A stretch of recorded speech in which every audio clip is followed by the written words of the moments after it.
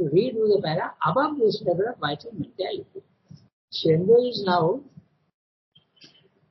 the question is, the chapter is in evolutionary process, ascent and integration. So, Shendra is now looking at, okay, ascent and integration. But where will all this end? Okay. What is the end? So he is now looking from the bottom. He has started first from matter, then life, then he has come to mind, and mind there are three levels. Okay. There is a material mind, which is called manas in Indian psychology, and it is that which interprets your senses. Because the manas is there, you are able to interpret what the data of the senses is giving you. Okay? Note interestingly, as I said, that this does not seem to us to be something, a mechanism we don't understand. I'm seeing, I'm hearing, what's the problem? But it's not like that. It is like a newborn baby, as I said. Okay? All these senses are working, but he neither understands the language nor understands that it is his mother. Okay? So, later on in life, the manas is the one that interprets the data. That is what the physical mind is. Then he is spoken about the vital mind. Okay? Mind itself is plunging into life and plunging into matter. So these elements are there. Now we are discussing what is above the vital mind. So, I'll read each sentence. Above this level of vital mentality, and yet more inly extended, is a mind plane of pure thought and intelligence, to which the things of the mental world are the most important realities. Now, he is talking about mind plane of pure thought. So, your consciousness can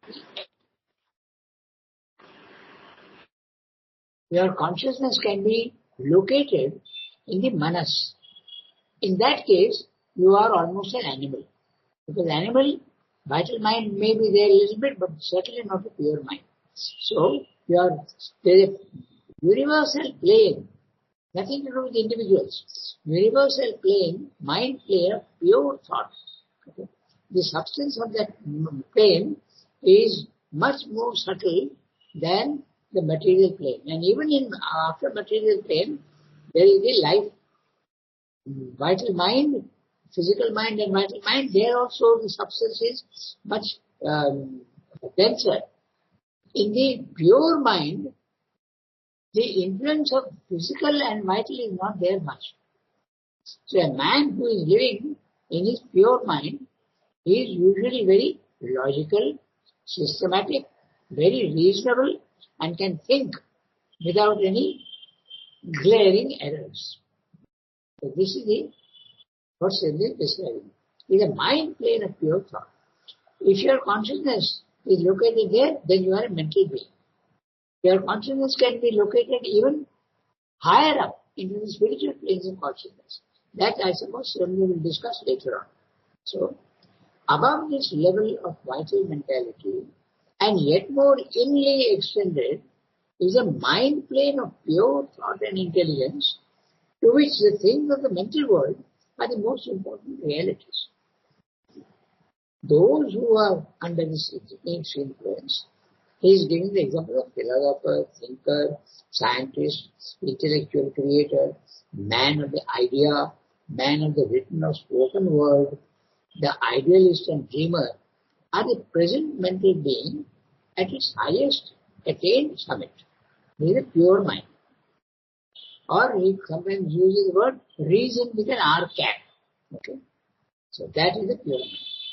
This mental man has his life path. That is the vital is there. His life of passions and desires and ambitions and life hopes of all kinds, and his lower sensational and physical existence, and his lower part can often equibalance or weigh down his nobler mental element, so that although it is the highest portion in him, it does not become dominant and formative in his whole nature. So what Sendra is saying here, just because you are a mental person, an intelligent person, It doesn't mean to say that you don't have desires in the vital and even your physical needs. So, it is not absolutely pure mentality in that sense. Okay? So, where does pure mentality come in? He will tell you it will go above the mind, and that's the spiritual planes of consciousness. Okay? What Ranga calls the higher mind. So he is going as taking us one by one step upwards to see where the evolution will end. This mental man has his life path. The vital is there. His life of passions and desires and ambitions and life hopes of all kinds, and a lower sensational and physical existence. Lower physical sensational, even the body has its demands. And this lower part can often equibalance or weigh down his nobler mental element, so that although it is the highest portion of him, it does not become dominant and formative in his whole nature. He is still influenced by his body and his body. But this is not typical of him in his greatest development, for there the vital and physical are controlled and subjected by the thinking will and intelligence. So there are any number of people, and some of the highest, those who are really living in the mind, they can control their vital and even their body. The mental man cannot transform his nature, but he can control and harmonize it and lay on it the law of the mental idea, impose a balance or a sublimating and refining influence. The mind, when you live in the pure mind, basically your nature is sattvic. It is not rajasic, although some elements of rajas may be there, and tamas also is not so strong. So those who are, he has given you examples. No? He said, philosopher, thinker, scientist, calculator. Most of these people, they live mostly in the mind. The mind is the most important part for them.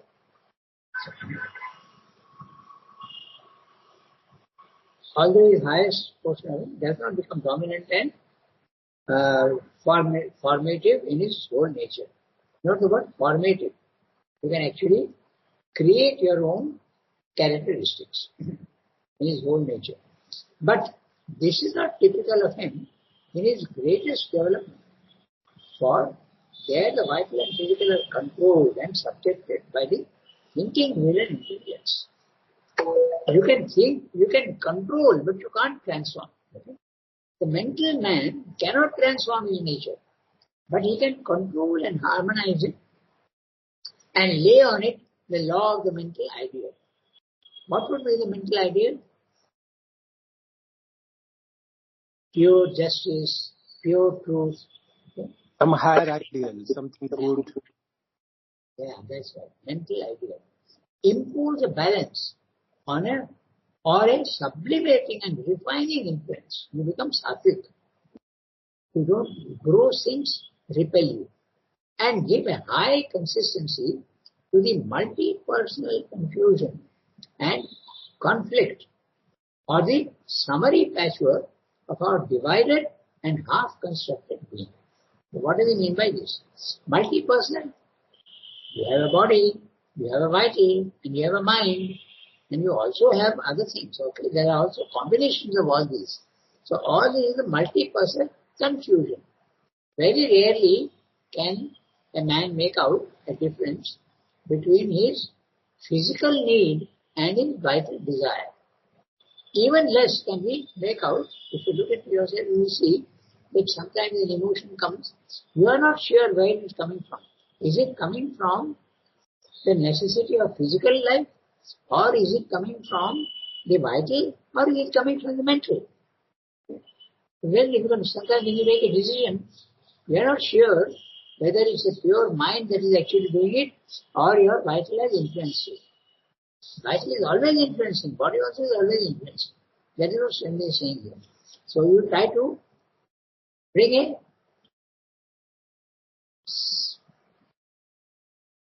what he is calling the harmony between body, mind, and life. If you are very carefully, you look into yourself, you will see that the body and the vital and the mind are always quarreling among themselves. Okay? So, Very clearly, you can see that. I explained to the children that if you have had a very intense game of football, you come back and then you remember that tomorrow you have to give a homework to the teacher, but the body says, oh, I'm tired, I can't do this today. So the mind and the body are at quarreling. Okay, they are at different opinions there. So there is a disharmony. Then there is a disharmony between the vital and also the body.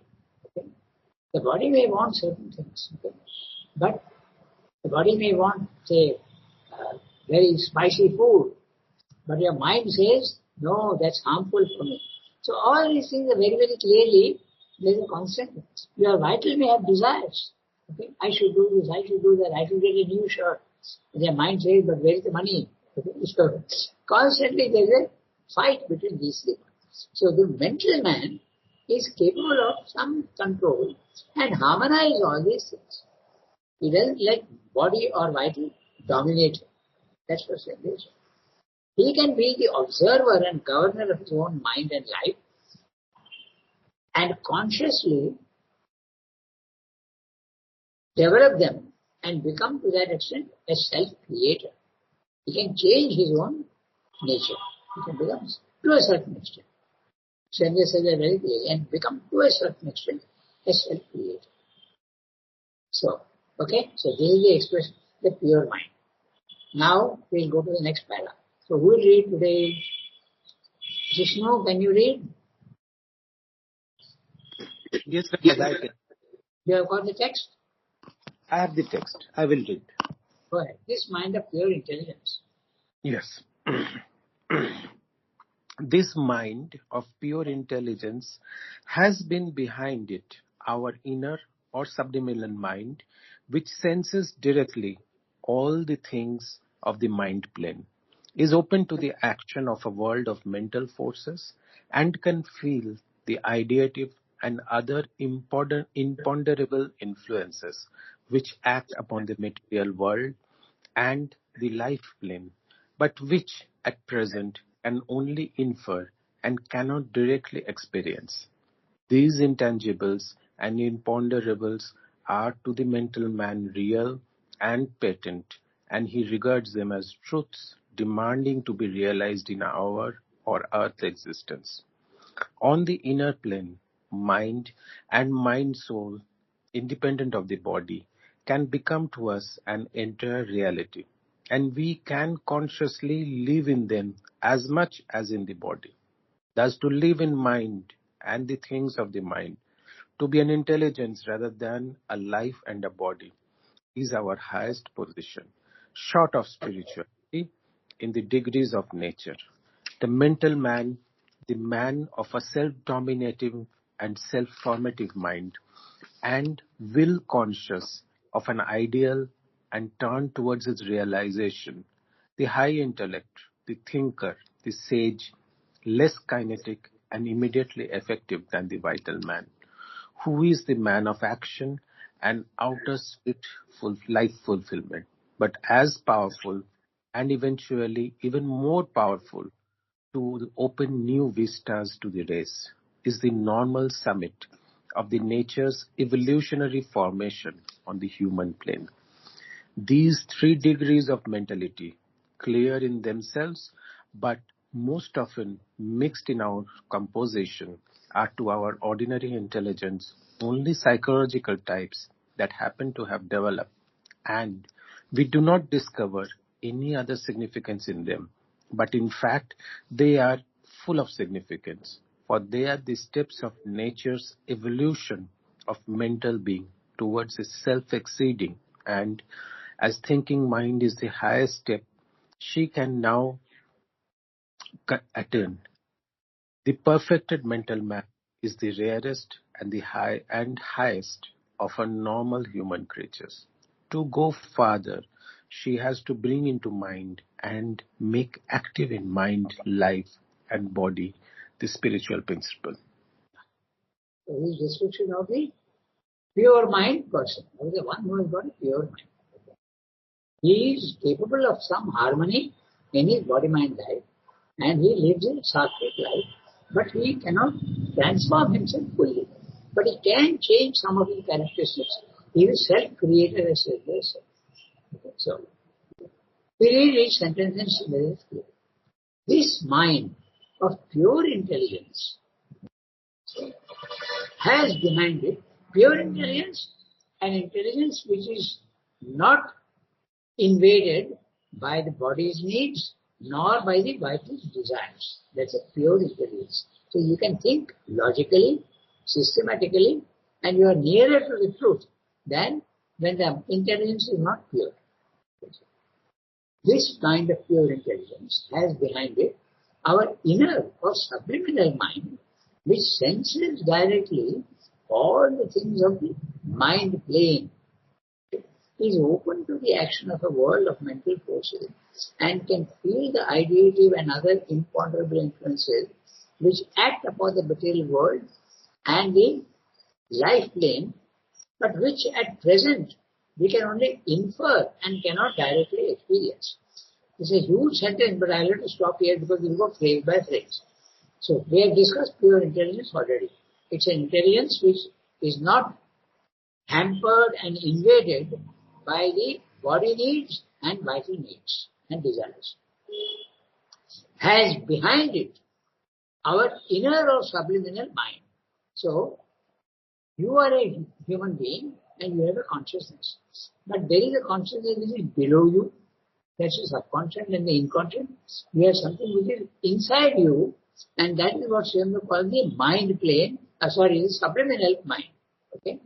The subliminal is something when you go horizontally deeper into yourself, but not above. Then there is the superconscious above you. So he is now describing the world of the subliminal. Subliminal means you go deep into yourself. Note interestingly also that your psychic being is in the subliminal, deep inside the subliminal. It is not above. The psychic being is in the physical world, okay? It's in your body-mind life. It is not something spiritual. Spiritual as defined as something going above the mind. Okay? Of course it is spiritual in this sense that it purifies you. But it is not giving you knowledge necessarily. Truth of knowledge does not come by the psychic being necessarily. It only purifies you. All the grossness and all the wrong movements are eliminated. So that's a subliminal. Okay? Behind it, our inner or subliminal mind. Sriyamda calls that the inner being or the subliminal being. So behind the physical mind, behind the physical is the subtle physical. It's very, very close to the physical, and those who have experienced subtle physical, they say that the senses are able to see things which the physical eyes don't see. Okay? The colors become brilliant, they say, and clarity also comes in the vision. So that is the physical, subtle physical. Then you have a subtle vital, which is pure force. Their desires and all that don't necessarily come. It is pure Shakti, pure force. And mind, pure knowledge. So that's a subliminal being, which senses directly all the things of the mind plane. So what is going on in the mind of others and all that, he can't make out. But the mind, who is a pure intelligence, he can make out things which we can't normally make out. So from the mind plane, the universal mind plane, okay, all sorts of ideas and influences are coming. But we are not normally aware of them. That is what Sriyamda is saying. The pure mind is capable of doing that. One who is very intelligent can make out the forces coming from the universe, your environment. He is open to the action of a world of mental forces. Each idea that you have and you give it put out, it goes into the universal mind plane and can affect others. Okay? So that's what Sriyamda is talking about. And can feel the ideative and other imponderable influences. Ideative, your idea and my idea, we have And it is also we are exporting the idea into the universal mind plane. From there it can enter anybody. Okay? This is what usually happens when you are sensitive to the idea of others. Okay? It's interesting if you remember that when people are working, researching on one subject, there are others also in the physical world who are doing the same research because the ideas have come. Note interestingly that the principle of the radio was already discovered by Jagadish Chandra Bose.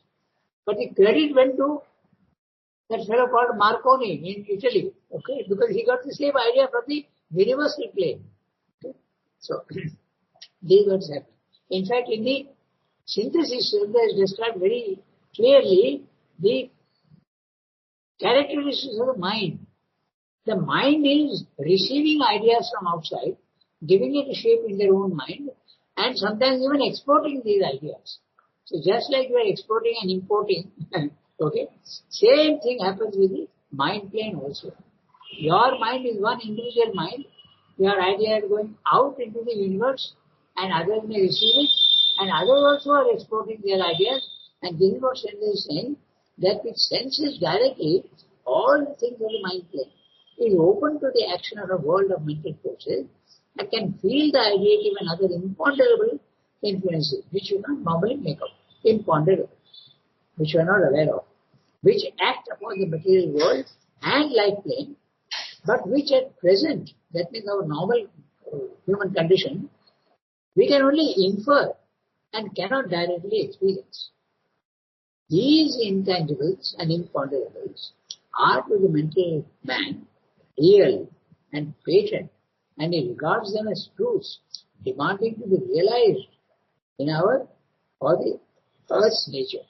So very clearly he has told you that the normal man is not aware of other people's thoughts, other people's emotions.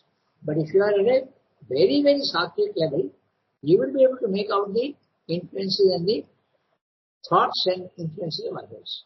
Also, not only others, but in the universal mind plane. Okay, you will be able to feel that. You are a wave in the sea, and you will be quite aware of all the other waves in the sea. That's what Shendra is saying. On the inner mind plane, or rather the inner plane mind and mind soul, independent of the body, can become to us an entire reality. Now what's meant by mind soul, independent of reality? Remember that the consciousness can be there at all the levels. So it can be there at the physical level. There is a consciousness in matter. Then it is the physical Purusha. Then there is consciousness in the vital. That's a vital Purusha. Then when it's there in the mind, and Srendra's yoga starts from the mind Purusha only. He says always we start from mind Purusha. The mind soul, independent of the body. So there is your own consciousness is there at the mental level, which is not necessarily in the body. Can become to us an entire reality. And we can consciously live in them as much as in the body. And that, this is of course a very developed condition. You are more in the mind than in the body and the body. Thus, to live in mind and the things of the mind, to be an intelligence rather than a life and a body, is our highest position, short of spirituality. Note that. Very clearly he is telling you that the inner being, the subliminal, is not necessarily spiritual. Very clearly he is telling you that. Short of spirituality in the degrees of nature. This is what happens to many people who are sensitive and they are not really spiritual, they have not gone higher. Certainly use the word spiritual if you go above the mind. But if you go inside, it is not necessarily spiritual as defined. You must not, when you say spiritual, you are using the word to tell you that you are above the mind. It's Srendra's language. Okay? So that's what it said. Short of spirituality in the degree of nature. There are many people who have access to all these forces in nature. That's why they can materialize and dematerialize things. Our famous Puttaparthi Sai Baba, the one with that just hair all over. Okay. So he was like that. He was able to materialize things. He had access to some of the other. Even in normal life, you will see that there are many, many people who are able to see these forces and can warn you also about them to a certain extent. So soul, mind soul means Purusha in the mind. The consciousness situated at the mental level. Okay? And it can be independent of the body. Can become to us an entire reality and we can consciously live in them as much as the body. Thus, to live in mind and the things of the mind, to be an intelligence rather than a life and a body, is our highest position, short of spirituality, in the degrees of nature. Very intelligent people who are able to see forces and even read your mind, they may not necessarily be spiritual. It's a capacity of at the nature level. Capacity at the nature. Nature is again defined as the physical plane, the vital plane, and the mental plane. The mental man, the man of a self-dominating and self-formating mind, self-formating and self-dominating mind, will, conscious of an ideal, and turn towards his realization, the high intellect, the thinker, the sage, less kinetic and immediately effective. He is less kinetic means lodged in the vital. And so he very often may not be very effective in the physical world. He lives in the mind more than anything else. To be effective in the physical world, you need to have a strong vital, the vital man, which I described earlier. Okay. So, less kinetic and less immediately. He is not repeating the word less. Less kinetic and less immediately effective than the vital man, who is the man of action and outer swift life fulfillment. Very clearly he tells you the vital man is more successful than the mental man in the physical world. In the beginning. So, but as powerful and eventually even more powerful to open new vistas to the race. Those who discover laws, those who discover many things, hidden forces, they discover. Okay. All the scientific discoveries are done by such men. Okay. Because they are sensitive to all the discovery of diseases, the discovery of the circulation of blood. Okay, that is also, there's somebody who discovered the blood is circulating all over the body. Then there are so many others also who discover things. They are mostly at the mental level. That's what Swami pointed out. But as powerful and eventually even more powerful to open new vistas to the race is a normal summit of nature's evolutionary formation on the human plane.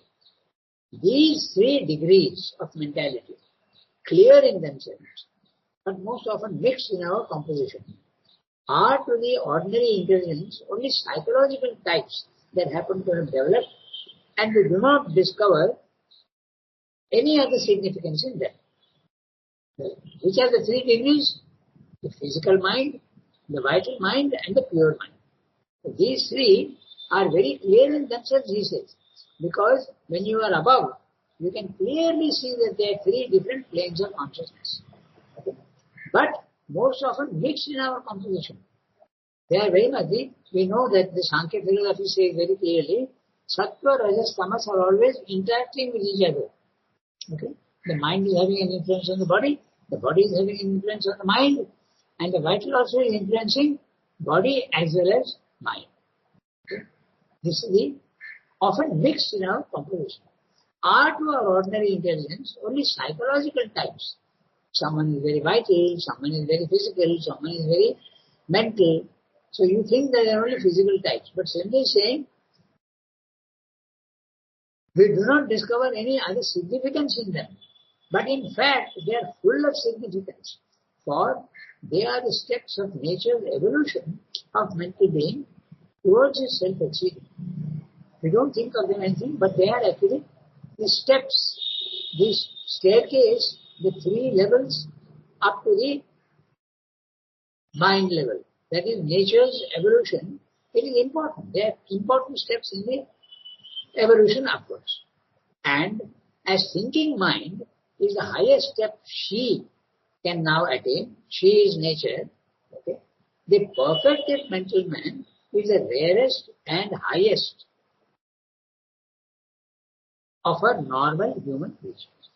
A mental man, Swami is saying, is far superior to one who is vital and physical. To go farther, she has to bring in into the mind and make active in mind, life and body, the spiritual principle. So, if you are intelligent and living in the mind, very good. But you have to go beyond that for the spiritual principle. Many of these scientists and all that, they are not spiritual, but many are now turning to spirituality because they are really searching for the truth. Okay? So that's the para that we read just now. 33. They have still got 7 minutes, so we can read the next one. Who can read? Seema, have you got? You have got the. Yes. Okay, Dada. Read the next one. Okay, Dada. Yeah. Ma. These are her evolutionary figures built out the surface mentality. To do more, she has to use more amply the unseen material hidden below our surface. To dive inwards and bring out the secret soul, the psyche, or to ascend above our normal mental level into planes of intuitive consciousness, dense with light derived from the spiritual gnosis. Ascending planes of pure spiritual mind in which we are in direct contact with the infinite, in touch with the self and the highest reality of things, Sachidananda. In ourselves, behind our surface natural being, there is a soul, an inner mind, an inner life path, which can open to these heights as well as to the occult spirit within us. And this double opening is the secret of a new evolution. By that breaking of limits and walls and boundaries, the consciousness rises to a greater ascent and a larger integration, which, as the evolution of mind has mentalized, so will, by this new evolution, spiritualize all the powers of our nature. For the mental man has not been nature's last effort or highest reach, though he has been, in general, more fully evolved in his own nature than those who have achieved themselves below or aspired above him. She has pointed man to a yet higher and more difficult level, inspired him with the ideal of a spiritual living, begun the evolution in him of a spiritual being. The spiritual man is her supreme supernormal effort of human creation. For, having evolved the mental creator, thinker, sage, prophet of an ideal, the self-controlled, self-disciplined, harmonized mental being, she has tried to go higher and deeper within and call out into the front the soul and inner mind and heart, call down from above the forces of the spiritual mind and higher mind and overmind, and create under their light and by their influence the spiritual sage, seer, prophet, God lover, yogin, gnostic, Sufi, mystic. So, earlier he spoke about the mental, the scientist, the thinker, the philosopher. Okay. Then now he is talking of the, if you go to the spiritual plane, seer, prophet, God lover, yogin, gnostic, Sufi, mystic. Okay. So, we have still only 4 minutes, so we have to read because this is very interesting. He is describing clearly the 2 things. One is going inwards and one is going upwards. So we'll have to do this again.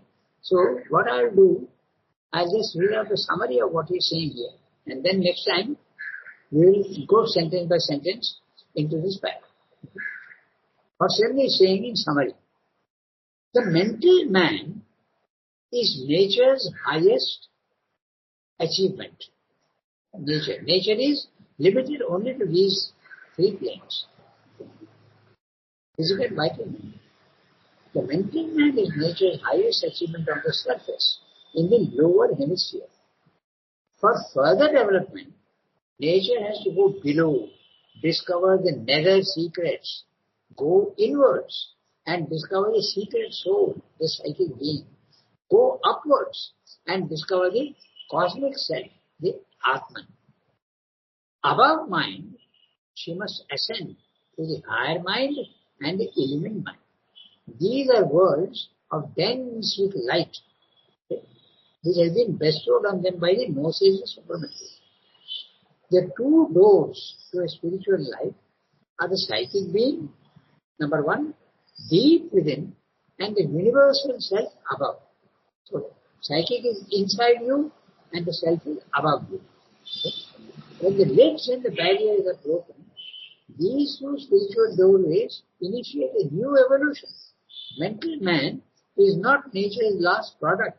The spiritual man is nature's supreme, supernormal achievement. After having created the thinker, the sage, the prophet, and the self-controlled, self-disciplined, harmonized mental being, nature exceeds herself and goes higher, self, Atman, and deeper, psychic being. She creates a spiritual sage, seer, prophet, God-lover, yogin, Gnostic, Soviet, mystic. So, it's very interesting. And in one message to Champaklal, Srinu says, it's a very interesting one, and I love that quotation.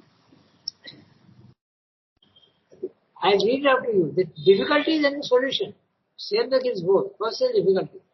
A lid over the mind. A veil behind the heart. Separate us from the divine. Divide us from the divine. The veil and the lid. The lid over the mind is the thoughts. The thoughts which are moving becomes a lid. So you have to stop their thinking so that you can go above. So that is one difficulty. The other difficulty is the veil behind the vital. The veil behind the heart. And that veil is your desires. So these are the two difficulties. So in the it's a very interesting quotation. A veil behind the heart, a lid over the mind, divide us from the divine. Love and devotion rend the veil behind the heart. The love and devotion will take you to the psychic being. See? In the silence of the mind, the lid thins and vanishes. This is a quotation from the message to Champaklal on his birthday. Okay. A veil behind, that's in this para, that's exactly what we're discussing. A veil behind the heart, a lid over the mind, divide us from the divine. Love and devotion rend the veil. Then you can access the psychic being. In the silence of the mind, the lid thins and vanishes. Okay? So, very beautiful quotation and explains exactly. So this we'll do next time. We will read over this para sentence by sentence. So we have to understand words Ranga is using when he says subliminal. What do we mean exactly by subliminal? What do we mean by spiritual? Okay?